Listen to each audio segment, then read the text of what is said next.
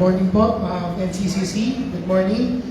May we request po everyone to stand up, and as we start our praise and worship, basahin ko lang po sa inyo verse from Psalms 29 verse 2. It says that, "Give unto the Lord the glory due to His name. Worship the Lord in the beauty of His holiness." And then as we start giving thanks, the day, this day that, because this is the day that the Lord has made, and we should always be rejoiced and be glad in it. Are we thankful for this morning? For having one another fellowshipping under the name of our Lord Jesus Christ, our Savior, our living hope, Jesus Christ, the way, the truth, and the life. Amen? So, let's sing.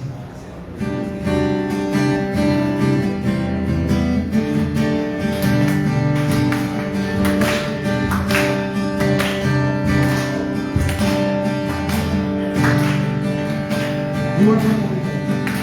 You are my only hope. There is no one else. My refuge and my strength, my very present help. So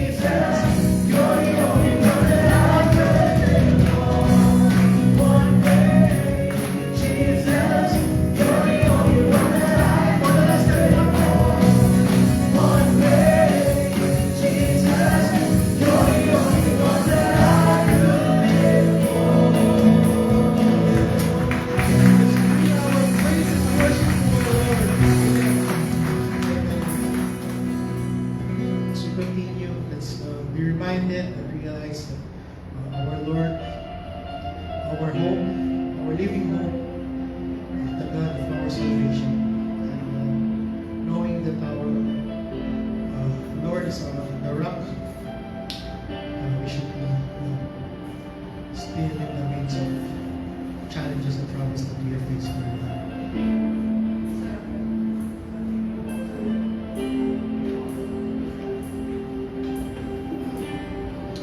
Thank you.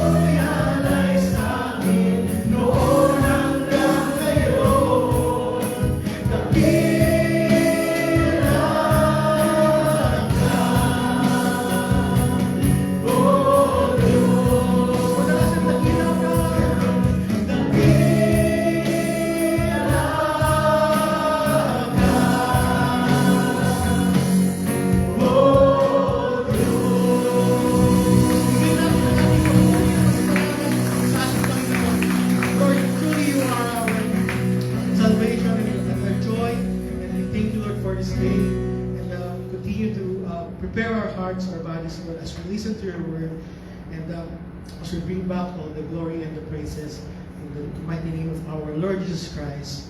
Everybody will say, Amen.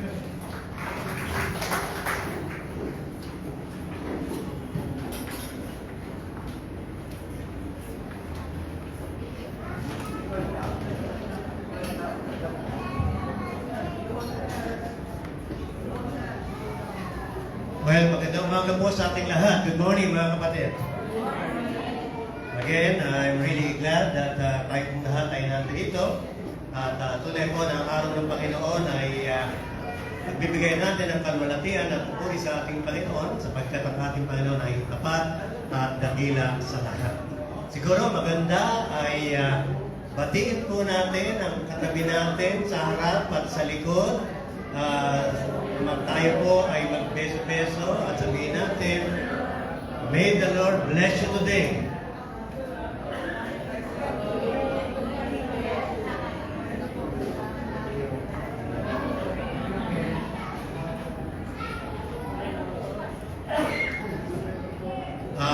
Inaganap po natin, of course, batiin ay ang mga kapatid na Dylan, kasama niya, asawa niya, si Missy, at saka yung kanyang mga anak. Panapakan po natin. Kulang pa po yan. So, hindi niya kasama yung anak niya, lalo na si Craig na nag-asawa. So, welcome, Dylan, Missy, and family. Welcome din natin, of course, si Maricel at saka si Sunny. Welcome. Okay. Galing pa sila sa California at sila daw ay nangako na linggo-linggo ay nandito. So, madali naman magbiyahe. Kasi California lang kayo, one flight lang yan. No? 12 oras yan. So, umalis lang kayo ng maaga doon at welcome namin kayo. At of course, kung mayroon man ditong unan sa pagkakataon ay nandito tayo nagagalang, welcome ka sa umagang ito. Nagagalang tayo.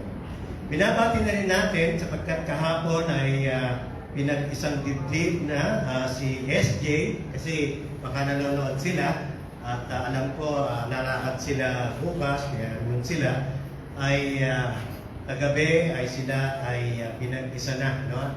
Si SJ at saka si Raya. So congrats and best wishes. Kaya pag nakita niyo sila, okay, ay batiin po ninyo sapagkat kahapon sila po ay naging isang tunay na mag-asawa na. Sa umaga pong ito ay halos malimutan ko na kung ano yung topic ko. Ay pag-usapan po natin ay discipleship. Sa Sunday is making disciple. Kaya ito po ay napakahalaga. Marahil, siguro isipin nyo, tulad ko, na para bang huminto na ang discipleship sa akin, hindi pa po.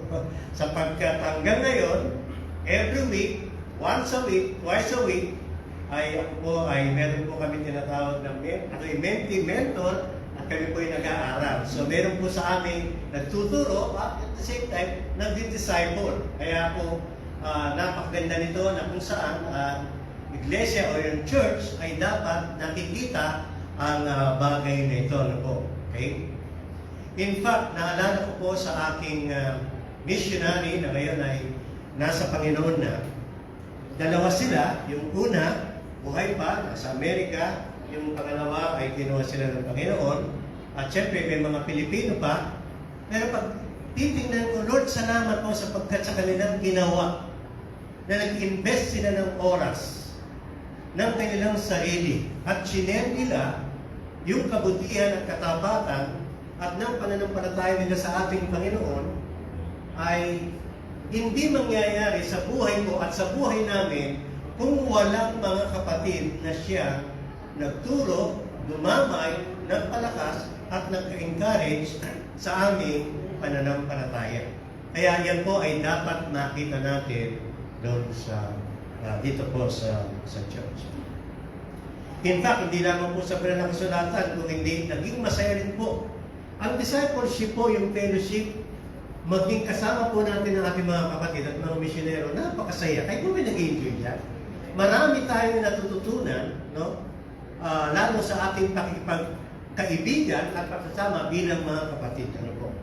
Ako hindi ko malimutan, hindi lamang po Biblia ang tinuro niya, mas lalong higit yung buhay niya.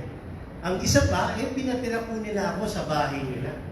At doon maganda at mas lalong epektibo yung discipleship kasi magkasama kayo. May mga pagkakataon na kung di ko malimutan, natulog ako sa bahay nila. Pagkagising ko, siyempre, pupunta sa school yung mga anak, at yung missionary to ay teacher sa Faith Academy, so nauna na kami kumain, no? Pag napag ko po doon sa table, yung pagkain nila, siyempre, ano pa po ako niya, siguro, kung nagkakamali, baka 18 o 19 years old, hindi na ako bata, pero yung pagkain nila ay iba sa pagkain ng Pilipino. Sa atin, tuyo, sinangag, pandesal, gano'n. Pagkapag ko, dahil nauna ko, ang nakalatag po ay merong gatas. Sabi ko, wow, gatas. Bihira po kami yan, no? Sa amin, gatas na kalabaw lang, nilalagay ko sa kanin. Ngayon, wala na kasi wala na kalabaw, no? So, pagkatapos, nakita ko, ang tao pala doon, Syrian. Alam niyo po ba yung Syrian? Okay, alam na namin yun kasi kumakain. Pero pagpupo ko doon, nag-pray ako, tapos nagsimula na ako kumain. Naglagay po ako ng gatas sa baso. At pagkatapos, ayun, inukutsara ko yung cereal. Kinakain ko, sabi ko, ano ba ito? Ang hirap kainin. Halos dumugo yung mga ginagit ko. Kain ako ng kain. Mamaya, dumating yung system. Pag upo, nagbabasa naman ng lesson, ako tinitingnan. So sabi niya, just go ahead. Yeah, eat your breakfast, okay. Tapos kain naman ako ng kain. Wala oras sabi niya. Sana tinapay na lang, no? Yun ang nakalagay. Yung pala tuwing umaga, yun ang pagkain. Mamaya, umupo na yung anak nila, elementary, ayun, kumuha na, ang bilis, nag-uusap pa yung magkapatid. Pagkatapos, more ng gatas, nilagay doon sa cereal. Yun pala yun. At then, ginaya ko. At pagkatapos nung kinakain ko na, sabi ko, praise the Lord. Mas madali. Naisip ko lang, sa pananampalataya natin, maraming bagay na minsan, pwede namang kainin ng cereal. Nang gano'n. Pero mahirap, no? Pero yung pala, meron tinatawag na mas mabuting gawin, nalagyan mo siya ng gatas at kainin mo. Para magkalamansi. Pag kinain mo kalamansi, mag-isa, naku, mangangasim ka. Pero timplahin mo ano? Masarap. May mga pagkakataon sa pananampalataya natin at saka sa salita ng Diyos, kapag ito ay lalong naging tama ang ating application at paggawa at pagsunod nito, doon natin lalong nararanasan ang kagandahan ng kabutihan ng mayroong pagkakilala sa ating Panginoon. Amen po? Kaya habang tumatagal, nagiging maligaya at nagiging masarap ang ating relasyon, hindi lamang sa ating Panginoon, maging sa atin, sa bawat isa. Amen po? Maligaya po ba kayo na nandito kayo ngayong umaga? Amen. At promise, every Sunday nandito kayo. Kaya nga, yung mga taga-California pupunta rito, kayo pa, ha? So, every Sunday, salamat po. No? Ngayon, tayo po ay mag-review sapagkat tayo po ay nasa core values pa din. Pakisabi nyo nga sa kapatid, katabi nyo, core values. Na kung saan, anong ibig sabihin niyan, ito ay tinatalakay po natin, ang ibig sabihin, in-highlight ko po yung mga kulay green, ang sabi, ito ay fundamental principles and beliefs ng NCCC. Yan po ang ibig sabihin niyan. Pagkatapos na natin, ito po yung ating moral and spiritual compass shaping the church priorities and decision making. So, yan tayo. Ito yung mga bagay na pinag-uusapan natin na gusto nating makita sa church ng NCCC. Habang tayo po ay lumalago sa ating pananampalataya at nakikipellowship at nag-aaral ng kanyang mga salita, ito ang mga bagay na nakikita po natin maging sa ating pagsamba at sa ating pagpapatuloy sa ating pananampalataya. ito pong values na to, as a review, ang sabi, reflect what the church stands for. Ito yung mga tinatayuan natin. Ito yung mga prinsipyo at mga fundamental na ating pong sinasampalatayanan na ito po ay katuruan, ipinapahayag natin at ipinamumuhay natin. They are the foundational principles that underpin or reinforce the church foundation, the church culture, and defines its commitment to following Christ and His teaching. Again, nakadalawa na po tayo. Yung una, ano po yung una nating core values? Biblical authority. O sabihin natin, biblical authority. Na kung saan, ang banal na kasulatan, ang ating Biblia, kanyang mga salita, ang siyang ating otoridad. Siya ang mayroong kapangyarihan, last say, sa ating pamumuhay at maging sa ating pananampalataya. Hindi po ang sinuman, kung hindi ang lahat ng mga nakasulat sa banal na kasulatan ay yan po ang ating sinasampalatayanan at nais natin ito. At of course, the Sunday adoration, focusing on heartfelt adoration and exaltation of Jesus Christ as Lord and Savior. Kaya last Sunday, we talk also about the Lord Jesus Christ. Siya yung ating sinasamba, siya yung ating Panginoon, siya yung ating tagapagligtas, at siya ay Diyos, kapantay ng Ama, at siya yung darating para po tayo ay magkaroon ng buhay na walang at makasama po natin siya. So let's go. Let's begin. Discipleship. Ang sabi po nito ay commitment to nurturing spiritual growth and maturity through Bible study, prayer, and ano yung ulit? Christian education. Pwede bang basahin natin lahat? 1, 2, ready, go.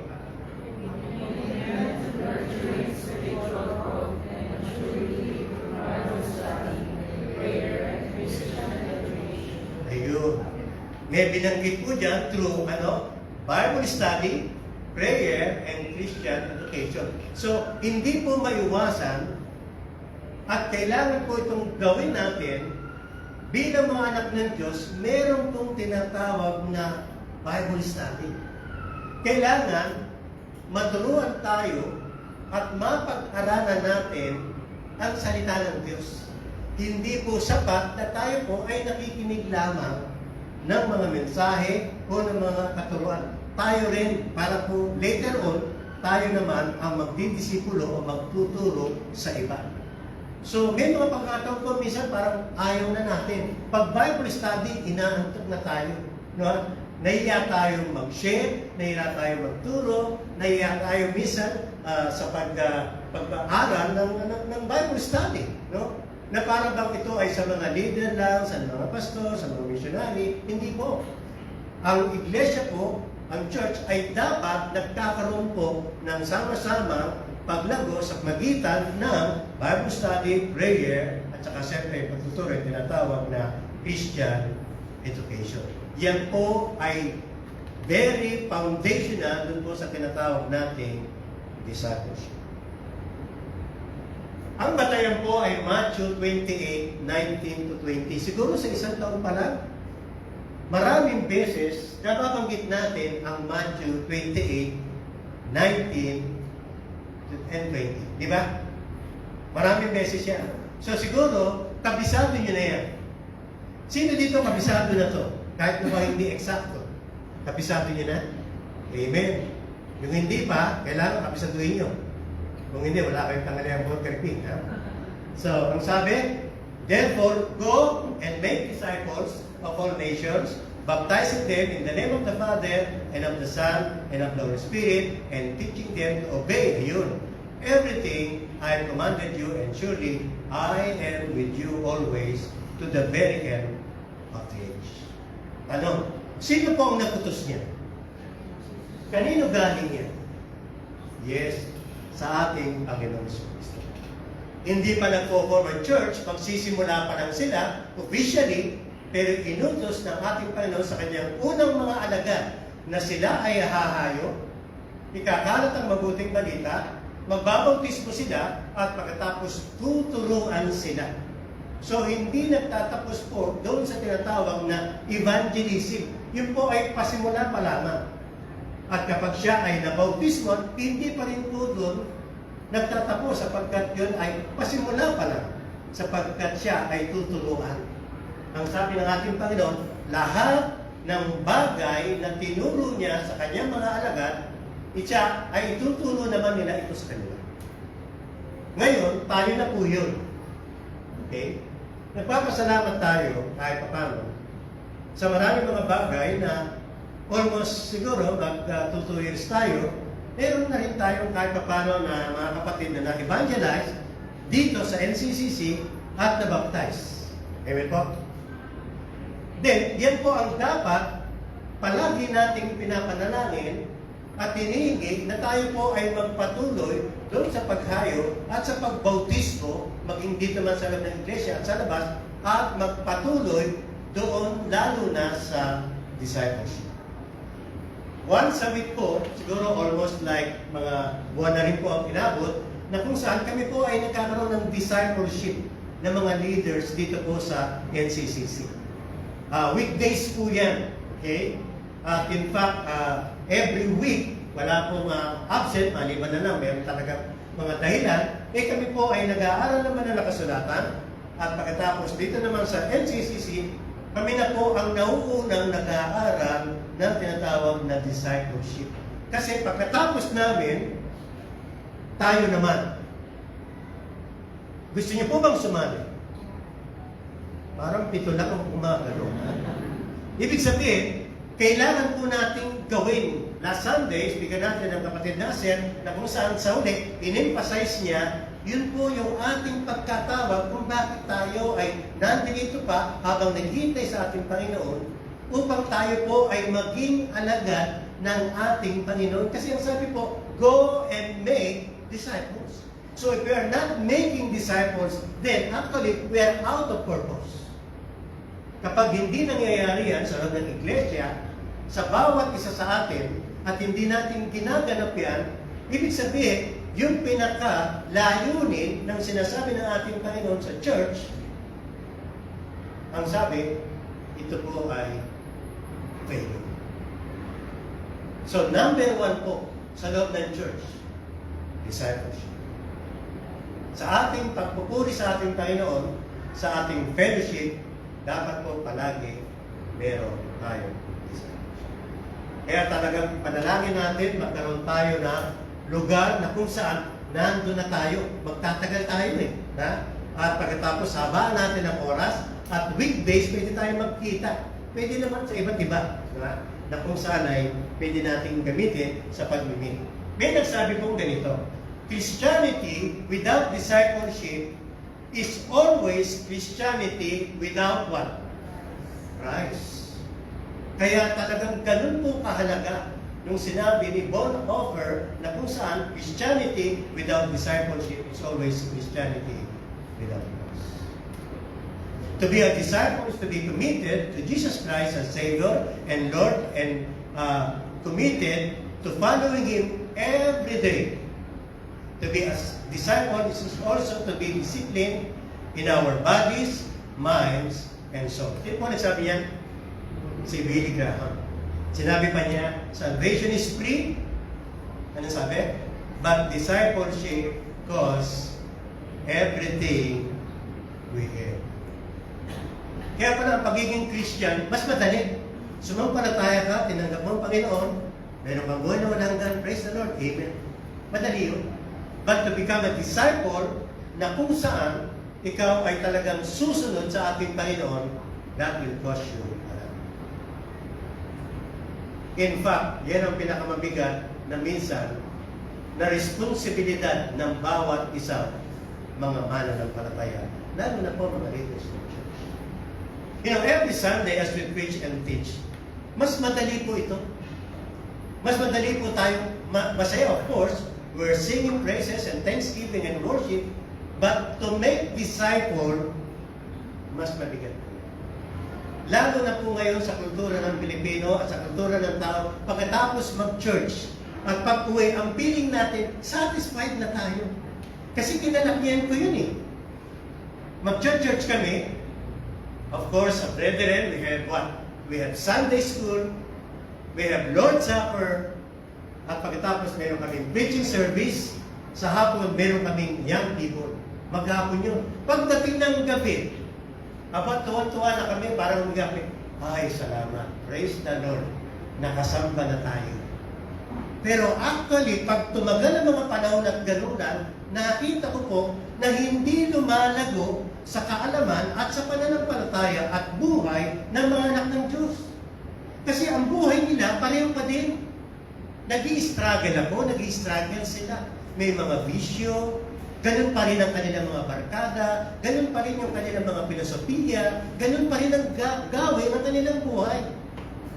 Kasi po pala, madaling mag-fellowship, pero mahirap magkaroon ng malalim na fellowship sa isang kapatid. Well, we can friends and fellowship with one another, tulad nito, but to sabihin natin, to deepen our relationship with one another at saka sa ating Panginoon, mas nangangailangan ng mas lalong commitment, ng oras, ng sacrifice sa buhay natin. Kasi karaniwan, pagkatapos ng Sunday, hindi na tayo nakikita. Tama ba? May mga pagkakataon, nakikita tayo. Kung halimbawa, minsan, nagkabangga kay Santa Lucia. Kung namamukhaan nga, di ba? At pagkatapos, ano nga ba pangalan mo? Naalala ko, nagkaroon kami ng dati sa church na kung saan, yung Koreano, ang tagal na sa church, kailangan nyo to. Ngayon, nasa Davao na, missionary sila. At tinulungan natin sila na magkaroon ng children's ministry. And they've been with us for almost like, siguro, mga kapatid, almost 5 years na. Maybe 3 to 5 years. Nag-church siya every Sunday. Mag-uusap sila, pagkatapos, tatanungin, ano bang pangalan mo? At pagkatapos, nung nag-testimony siya, sabi niya, isa lang po tinatanong na Pilipino sa amin, anong pangalan niyo? Nakakalungkot kaya, di ba? Sa matagal na, hindi natin kilala. Alam mo kung bakit? Because every Sunday, doon lang tayo nakikita. Pero subukan natin magkasama tayo sa maghapon. Subukan natin na magkita tayo once or twice a week. Naku, sigurado yun, magkakaroon ka ng isang mas malalim na ugnayan sa iyong kapatid at magiging magkaibigan tayo. Because in the first place, tayo naman ang dapat talagang unang maging close. Tama ba mga kapatid? May close na ba kayo dito sa loob ng church, sa NCCC? Yung bang nakilala mo dito, tapos naging close na kayo. Amen? Ako natutuwa dyan kasi marami pa akong alam sa inyo, yung mga dati at saka yung mga bago, ngayon magkakaibigan na. No? At salamat sa nakatulong pa rin kahit pa paano yung pag-stay natin sa Burger King. No? Kasi binibigyan tayo ng Burger King. Hindi ba pwedeng McDo at saka hirap, ano? So, ibig sabihin, nagkaroon tayo ng mga magkakaibigan ng mga kasama. At eto pa, may mga lakad pa, mga kababaihan ngayon, na dati hindi sila magkakakilala. Ngayon, magkakaibigan na sila. Ang problema lang natin, ito, because every Sunday, kumakain tayo, bumibilog tayo. Sino dito bumibilog? Huwag na, ano ha? Ibig sabihin, kasama yun. Maganda po yun. Binibless tayo ng Lord, no ha? Pero huwag niyo kalimutan yung maintenance nyo, ha? Kanina may sinundo ako, sabi ko, kasi nagpa-check up siya, yung magiting pangalan. At pag-sinundo ko, sabi ko, kumusta? Sunday, absent ka, kasi nakapagtagbo ka sa doktor mo, kumusta ba yung check up mo? Ay, naku, ang sabi niya, ang tatas ng grade niya. Sabi ng doktor daw, ano nangyari, Nay? Gano'n nangyari? Ang taas ng cholesterol. Habang nag-uusap kami, masaya naman usapan namin. Sabi ko, huwag kang mag-alala, lahat tayo pag nagpatingin, matataas ang cholesterol natin. Subukan ko nga, sino dito ang mataas ang cholesterol? Yung hindi alam kasi hindi kayo nagpapatingin. Ayaw magpatingin kasi malalaman. Kaya kami, hindi na kami nagpatingin eh. Dati kami po ay twice a year nagpapatingin. Ting nagpapatingin kami, ang taas ng grade namin. Cholesterol na, fatty liver pa. Sabi ko, mayaman na tayo ah. Dati nung araw, bata kami, hindi uso ang cholesterol. Di ba? Hindi rin uso ng panahon namin yung tinatawag na fatty liver. Kasi po ang pagkain namin ng araw, iba sa pagkain ngayon. Ngayon talaga ang pagkain, one to sawa. Di ba? Mga eat for looking, mga ganyan. Pero masarap naman. Eh kami po, magmumunggo lang ha. Hahanapin mo pa yung munggo. Kasi puro sabaw yun. Paborito namin, kwento ko na, gusto namin, every Sunday special. Alam niyo kung ano yun? Hokado. Alam niyo hokado? Inaabot niyo pa ba yung hokado? Naku po, tanda na namin. Yung hokado po ay sardinas. Ano, di ba? Iluluto na ng nanay ko yun. 12 kami. Pagkatapos po, isang lata at saka isa pong balding sabaw. Kaya hahanapin mo po yung laman eh. Kaya sabaw lang po yun. Kaya, praise the Lord, dahil nandyan, walang cholesterol, walang fatty liver. Ngayon, ayan, kitang-kita naman. Fatty liver.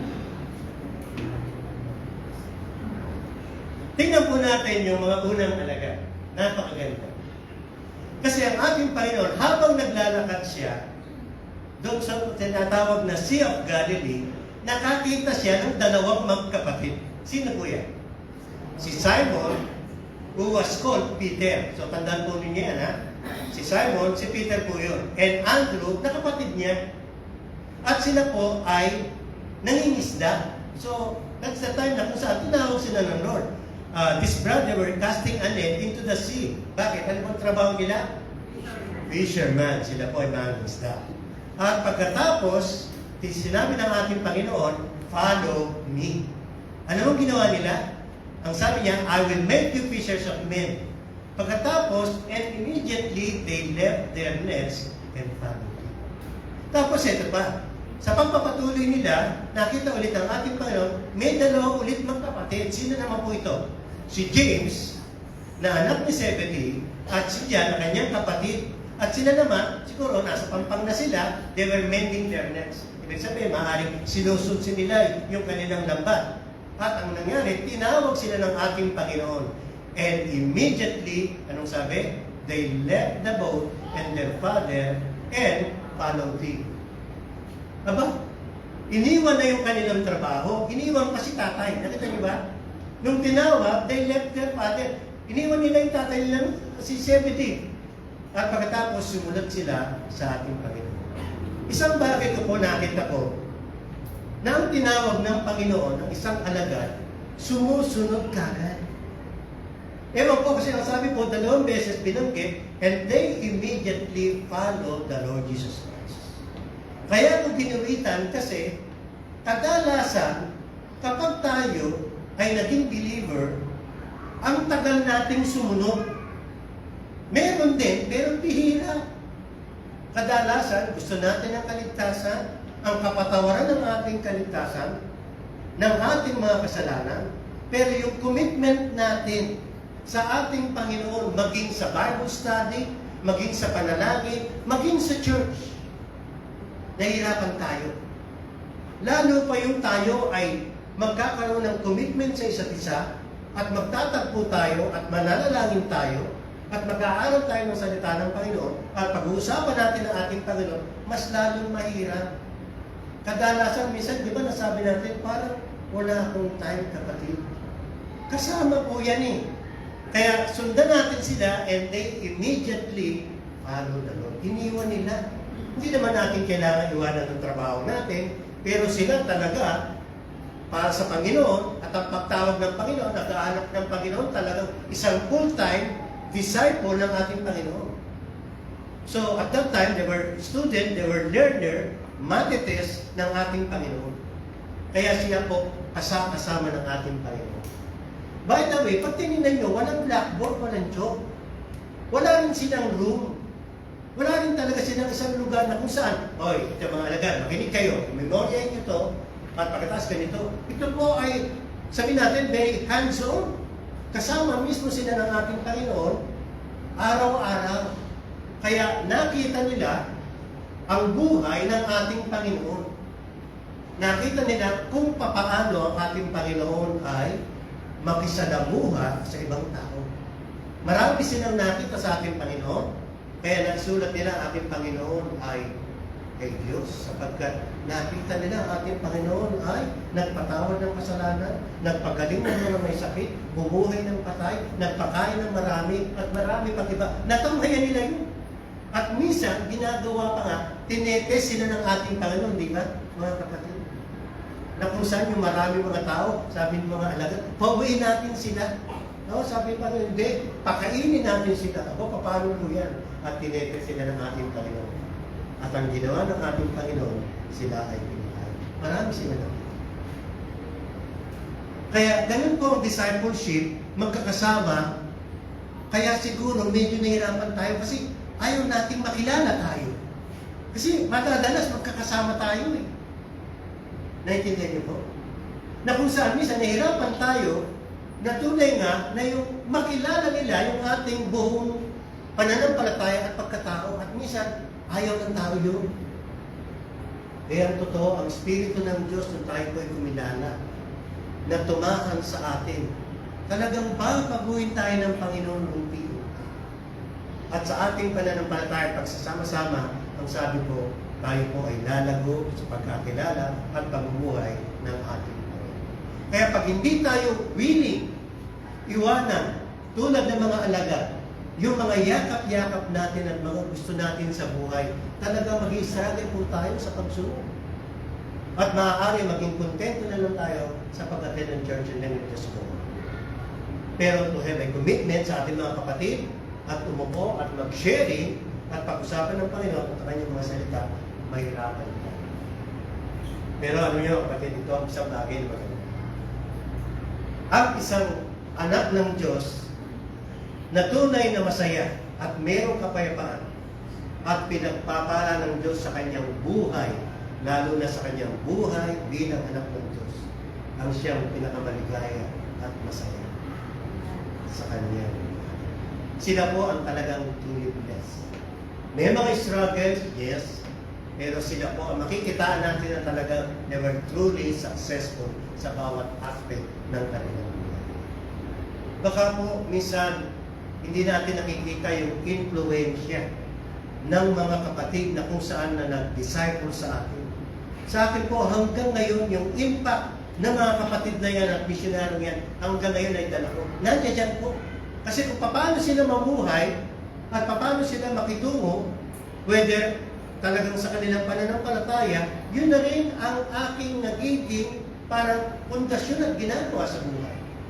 At siguro kung iba yung ating nakasama at hindi tayo napunta sa pananampalataya, maliwanag, hindi po tayo magkakaroon ng ganitong pamumuhay. Tama po? Alam nyo, naisip ko na mga kapatid, kahit hindi po tayo, alam natin yung salitang discipleship or disciple, whether Christian ka o hindi, may nagdi-disciple po sa atin. Pinag-iisipan ko yan. Hindi intentional, hindi parang alam natin na, oh, ganito, mayroong steps at order, pero actually, minomolde po tayo, tinuturuan tayo ng sanlibutan. Sa school, of course, maraming information dyan. Pero actually, parang discipleship na rin yan. Ang kaibahan po sa ating pagiging disciple, ito po ay matuwid, at ito ay totoo, at ito po ay meron tayong relasyon sa Diyos at relasyon sa isa't isa. Pero ang mundo, actually, ini-squeeze po tayo, tinuturuan tayo, minomolde po tayo. Kaya dati tayo po ay tagusunod ng sanlibutan. Ngayon tayo po ay tagusunod na ng ating Panginoon. Tama po ba? Sapagkat marami po tayong mga filosofiya, buhay at pag-uugali na naman na natin at nakita po natin sa mundo na minsan kahit nanganak pa tayo ng Diyos, ginagawa natin. Kasi namuldi po tayo dun eh. Na-disciple po tayo ng sanlibutan. Naturuan tayo. Ang ngayon nga po, sabihin natin, tahasa ng sanlibutan na tuturo ng mga bagay na laban sa Diyos at laban sa kanyang mga salita. At siguro kung tayo po hindi malago at strong sa ating pananampalataya, hindi tayo tatayo sa ating pananampalataya. Talking about LGBT, etc. At saka ibang mga prinsipyo at mga pinag-usapan na issues ng mundong ito, ewan po, kung tayo po ay hindi alam at naalam ang salita ng Diyos at hindi strong ating pananampalataya, ewan po kung tayo po'y maninindigan at sasabihin natin tayo ay tagasunod ng ating Panginoon sa Kristo. Kaya tama ang ating Panginoon, hey, you must go and make disciples. Otherwise, walang magiging tagasunod ang ating.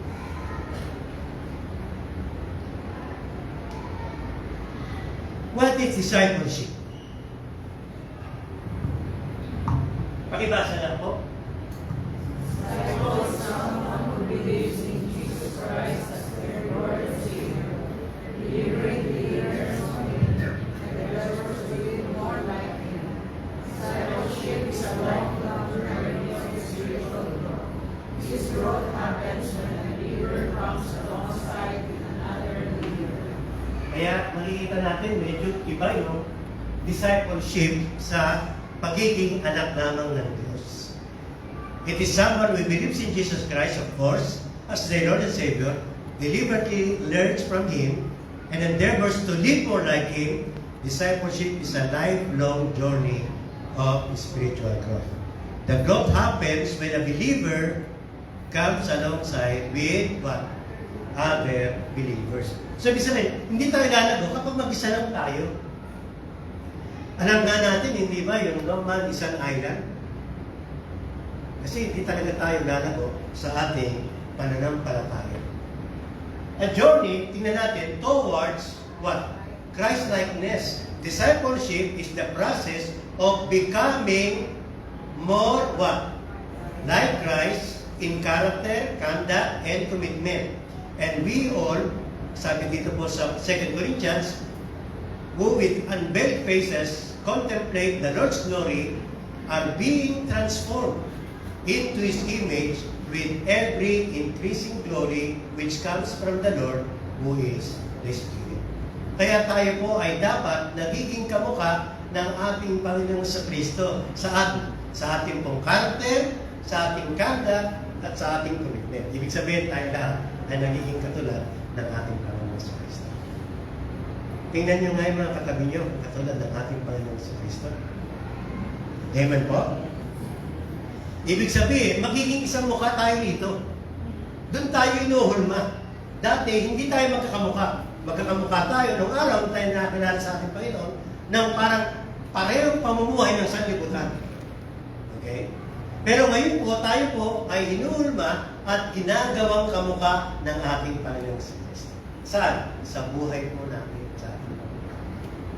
Sabi pa po sa 2 Peter, but grow where? In the grace and knowledge of our Lord and Savior, Jesus Christ. So, dalawa yan. Lalago tayo dapat sa kaalaman sa ating Panginoon sa Kristo at sa Kanyang biyaya. Sabi, yung grace, yung buhay natin. No? So, yan po ay sinasabi sa banal na kasulatan. That's the goal of discipleship. It is spiritual growth. Kaya talagang yan po ang mga assignment po ng bawat isa po sa atin, ano na po yung mga leaders. Kailangan ang mga kasama natin at tayo ay lumago sa ating pananampalataya. Sa school nga natin, di ba, grade 1. Anong susunod? Grade 2. Grade 3, may honor pa. Grade 4. Hanggang ngayon yata, inaabot pa. Grade 12. Kung saan libutan, meron gano'n hanggang gumraduate ka. At pagkatapos magkatrabaho ka na. Then later on, kukuha ka na exam. Later on, professional ka na. Then later on, may trabaho ka na. Di ba? Then later on, pag nag-asawa ka, may papaaralin ka na. Continuous. Pero paano nangyayari yun? Of course, sa pag-aaral. At ganun din tayo sa pag-aaral ng kanyang mga salita. May dalawa pong importanteng talata na titingnan po natin. Una, sa John 15:16. Okay. Sino po ba ang pumili sa atin at tumawag at pumili sa iyo? Ang sabi ng Panginoon, siya ang pumili. Kasi you did not choose me, but I chose you and appointed you. At pagkatapos ang sabi niya, so that you might go and bear fruit, fruit that will last, and so that whatever you ask in my name, the Father will give you. Kalooban po ng Diyos, pagkatapos na tayo ay Kanyang tawagin, na tayo po ay mamunay. Kadalasan po, ang bungang sinasabi ay di lamang po yung bunga ng ating buhay, ng pagbabago ng buhay. Kadalasan ang bunga, yung pong mga kaluluwa na nakakilala sa ating Panginoon na maaari, ginamit tayo na nasyaran natin at pagkatapos lumago sila sa kanilang pananampalataya. Yun po ang bunga. When yung ating sarili nagbabago, nagkakaroon tayo ng bunga, pero pag sinabing magbunga tayo, ang ibig sabihin, yung ating pananampalataya na ipasa natin sa iba. Yung ating pagkakilala, kung sino tayo, na i-share natin, naturuan natin, at sila ay naging tulad din natin, na tulad din naman ng ating Panginoon. Pag hindi nangyari yung hindi po tumatakbo ang iglesia, ang church ng Panginoon. Kaya kailangan mangyari. Kaya tandaan po natin, go and bear fruit. Go and bear fruit. Hindi lamang po sa sarili natin, kung hindi magbunga. Makikita yung bunga. Yung pangalawa po, isang mahalagang salita, entrust. Pakisabi nga po, entrust. Yung entrust siguro, kung ibang salita, pwedeng gamitin yung tinatawag na deposit. Ang sabi ni Paul, and the things you have heard from me, say in the presence of many witnesses, and trust to reliable people who will also be qualified to teach others. Ayun. Kaya hindi pwedeng sunuhin lang natin, baka tumigil. Kaya actually, ang discipleship parang game, no? Parang siguro pwedeng basketball, track and field, na tumatakbo ka, may pinapasa ka. Alam niyo po yung track and field?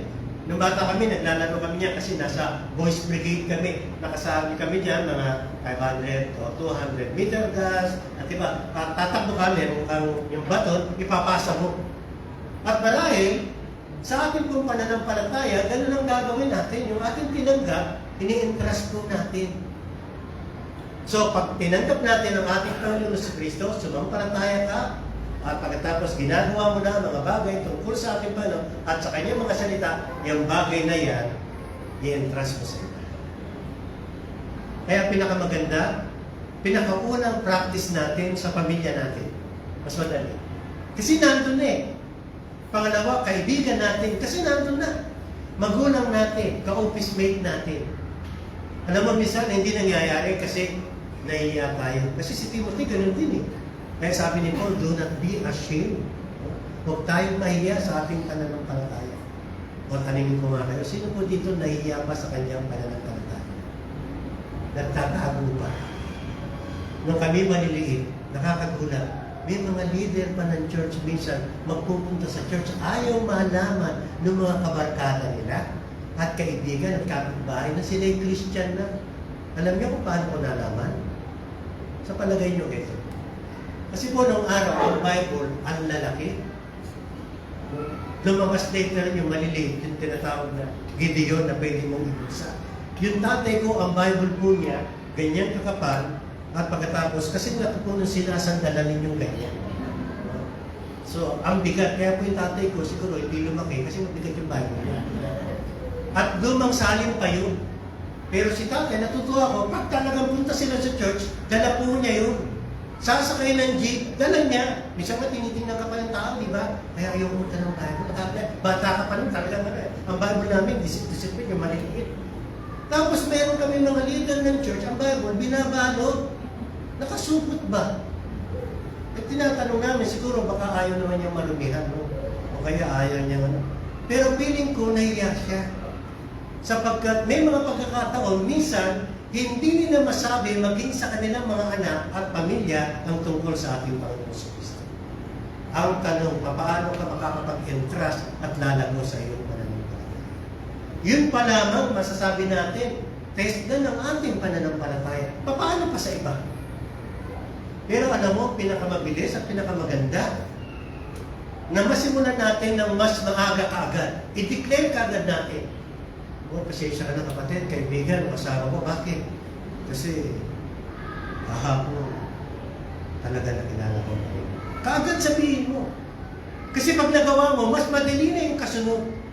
Kaysa ikaw ay nagtatago at nahihirapan ka, naku, mahirapan ka na. Mas maganda, maaga pa lang, pag may namit tayo, may i-share ako sa iyo. Ako yung missionary ko, kaya ayaw kong kasama. Noong time na yun, mahihayin po ako. Talaga nahiya ako bilang anak ng Diyos. Teenager pa ako eh. Medyo long hair pa ako, pagkatapos medyo, alam mo na, yung bang parang nahiya ka sa mga chick-chick. Sasakay kami ng jeep, usap pa po yung trucks. Ano ba yung trucks? Maganda, may trucks pa na tayo. Kasi siya, pag upo ng jeep, magbibigay ng trucks. Ngayon po, hindi. Ang binibigay na sobre, no? Iba po. Iba na eh. Pero siya, pag upo namin trucks, kaya ayaw ko siyang katabi. Kasi tinitingnan siya ng mga tao, tapos nakikipag-usap pa. Pero nakikita ko, ngayon may edad, ganun talaga ang dapat anak at mga disipulo ng ating Panginoon. Hanggang medyo magkakaedad na ako, sabi ko, hindi na dapat, mali yata yung ganitong pananampalataya kung ako saan nangyayari. Sila very bold. Sabi ko, Lord, yun ang kailangan ko. At wala ako. Lalo na minsan meron tayong pagkamahiyari. Kaya sabi ng ating Panginoon, kapag kinahiya natin siya, magagawin, kaya namin, kaya. Kaya dapat po simulan na tayo po ay masabi natin ang tungkol sa ating Panginoon. Last na lang po ng mga talata bilang challenge natin mga kapatid. Ang sabi ng ating Panginoon, ito po yung challenge niya. Then He said to them all, whoever wants to be my disciple must deny themselves and take up their cross daily and follow. Ano ba ang ibig sabihin ng cross? Cross only mean one thing, and that is suffering or giving life. Ang dala ng ating Panginoon, sabi niya, you want to follow me? Sabi niya, ang sino mang susunod sa akin, ang sabi niya, ay pasanin niya ang kanyang krus. Kailan po natin papasanin ang krus natin as far as yung verse na yan? Kailan po yan? Whoever wants to be my disciple must deny themselves and take up their cross and what? Daily and follow me. Kung may Bible kayo, guhitan nyo yung daily. Ay, ang bigat mo na. Araw-araw. Susunod ka. So, hindi once a month, once a week, talagang ipakikita natin. At pagkatapos, ang sabi niya, for whoever wants to save their life will lose it, but whoever loses their life for me will save it. Kaya pala ako nahihiya at ayaw ko, kasi mahal ko yung sarili ko.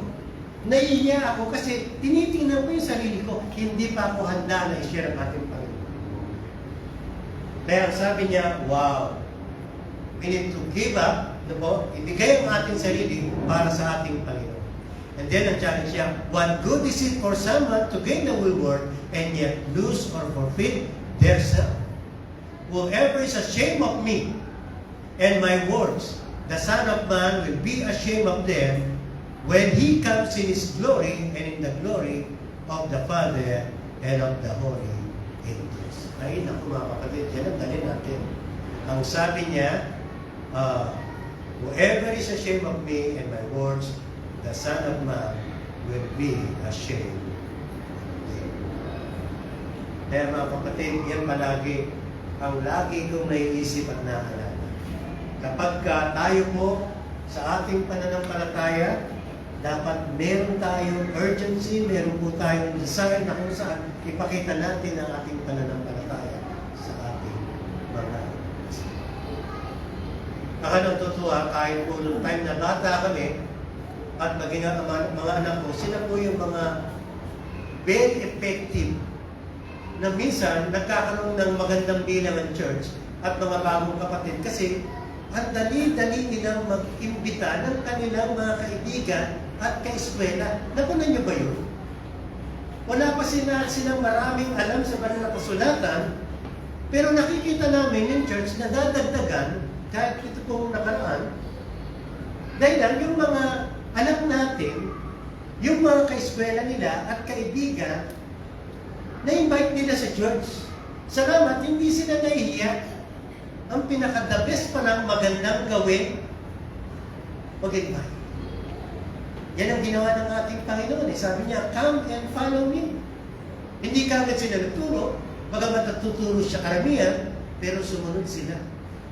At maganda po na tayo palagi, pinakamaganda na gawin natin every Sunday or during the week, mag-isip na tayo ng maiimbitahan. Yan ang simula ng discipleship, mga kapatid. Tayo, mag-i-invite tayo sa isa't isa. Kasi, mga kapatid, imbitahin kita. Bakit? Tayo mag-i-disciple. Tayo dalawa, o tayo, magtitipon tayo. Talagang mag-i-invite kayo. Ngayon, imbitahin na rin natin mga anak natin, kapitbahay, lahat tayo. Napakasarap po, di ba? Na meron kang kapatiran sa iyong kapitbahay, sa iyong kaeskwela, sa iyong opisina. Naiya may mga estudyante rito, tinawag. Mag-invite tayo, ang dali. Alam niyo, may mga pagkakataon minsan, akala natin hindi pupunta. O kaya parang i-deny tayo. Hindi. May mga pagkakataon minsan, naghihintay lang sila. Naalala ko, may kaeskwela ako, gusto kong imbitahin yung kanyang lola. No, ako po ay high school. Naimbitahan ko yung kaeskwela ko. Tapos yung lola niya, interesado na pag-usap sa akin, tsaka nanay niya. Hindi ko po naimbitahan hanggang namatay. Parang nakakagilty naman. Kaya po may time na kung saan meron akong namin mga 80 plus na, ay sabi ko, mag-Bible study na kami nito, baka may na kami makita ito. Kasi galing ako dito, pagkatapos ko lang. Yung pala tinatawag na IDLC, panahon na pala na gawin natin ito. Ito na yung oras ng kaligtasan.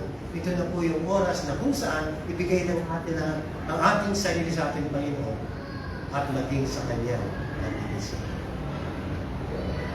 Ang huling half challenge sa atin, mga kapatid, probably, maybe some of you have not received the Lord Jesus Christ as your Lord and Savior. You have not repented of your sin and trusted the Lord as your Lord and Savior. You can do it now. Ngayon po ang pasimula ng discipleship, pasimula po ng pananampalataya. Ngayong araw, kilalanin mo ang ating Panginoon Kristo bilang iyong Panginoon at sariling Panginoon. And be a disciple of Jesus Christ. May pagkakita po tayo.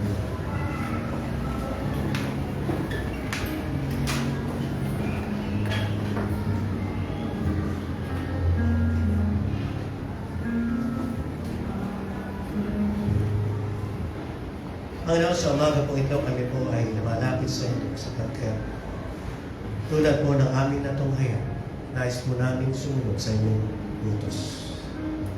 Bilang inyong mga anak at mga alagad.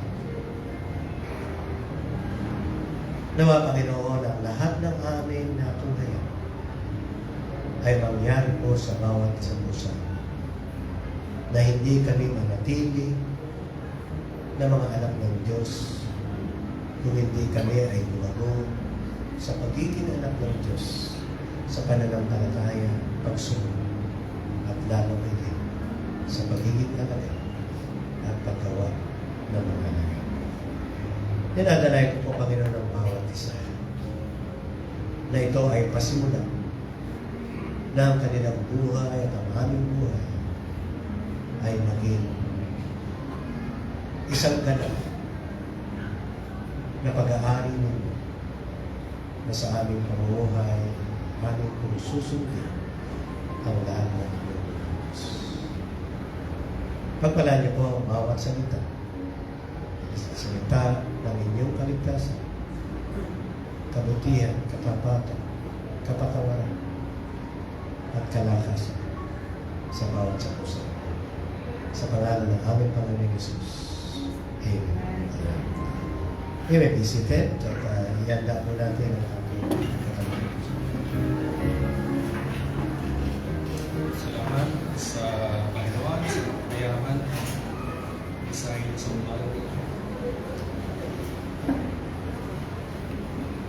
Will you agree with me if I say that nothing that we do has no eternal impact in eternity? Na wala tayong ginagawa sa mundong ito na walang relasyon sa buhay na walang hanggan. Ang tanong is it building up rewards or we continually lose the opportunity? Sabi nga sa Matthew 6:19-20, huwag lang tayo mag-impok na kayamanan sa sanlibutan. Bakit? Pagkat ito ay inisira ng anay, ng halawa, at pwede din tayong mapagnakawan.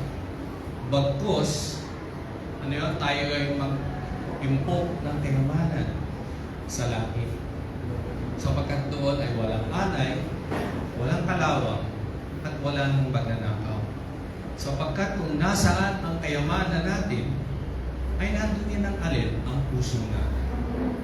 Kaya ang pagkakaloob in the form of giving, offering, ay hindi lang isang financial transaction.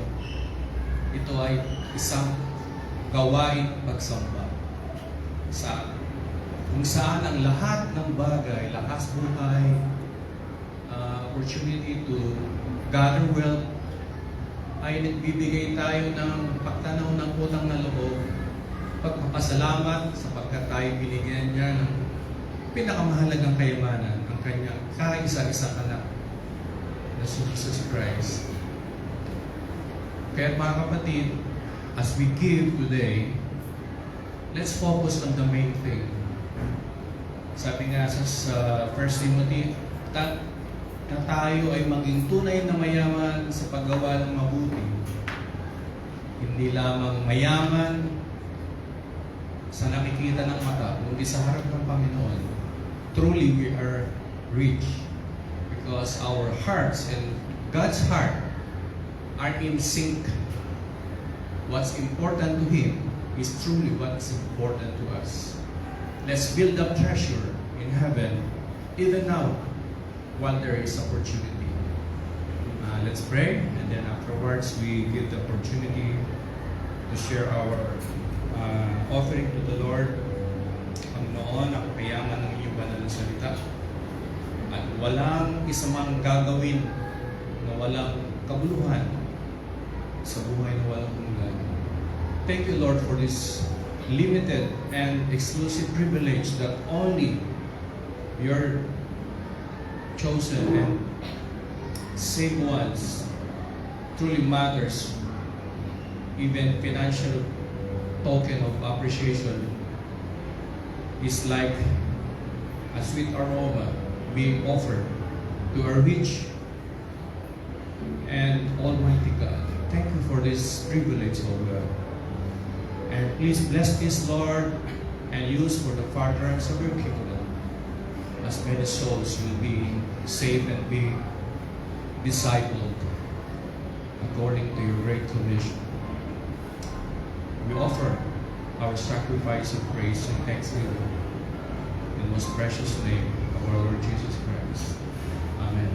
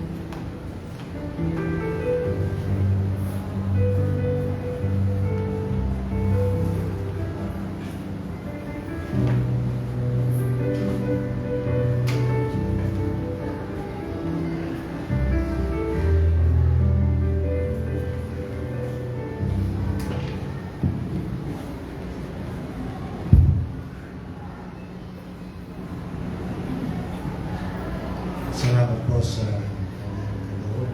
Tayo pong lahat ay tumayo. At tayo po ay mamasa ng langit at hanggang po natin. Bless you, Father God.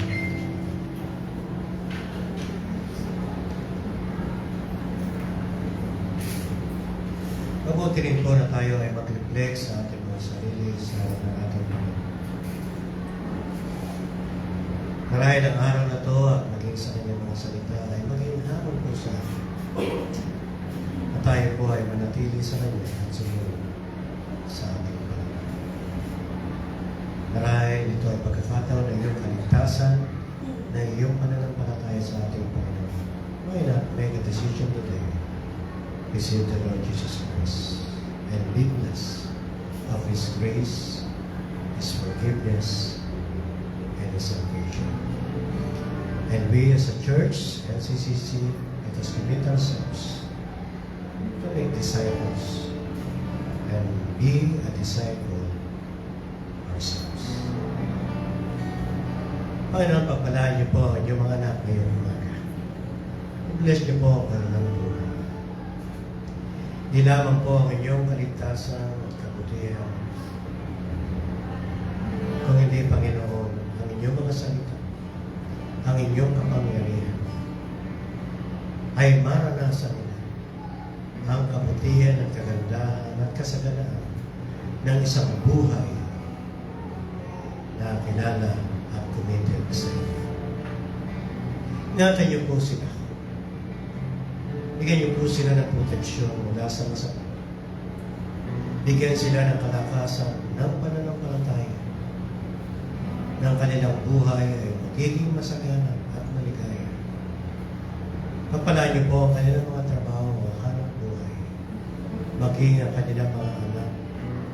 Saan man sila naroon, ay sila po ay inyong ingatan.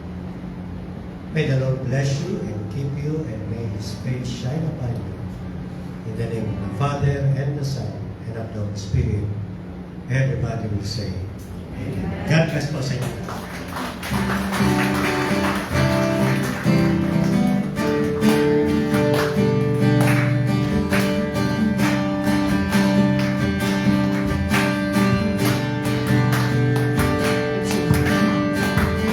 You are my only hope, and there is no one else. My refuge and my strength, my very present help. So let the mountains fall and the oceans roar. Safe in your hands I am secure, because you're in control.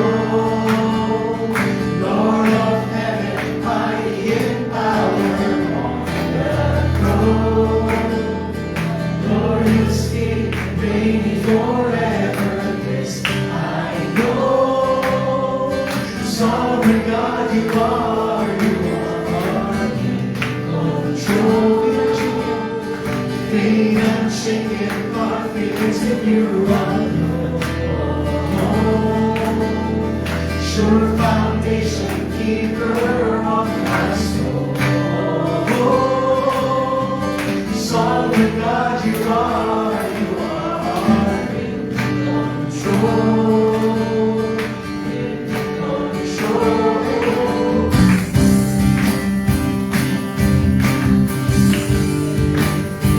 You are my only hope. You are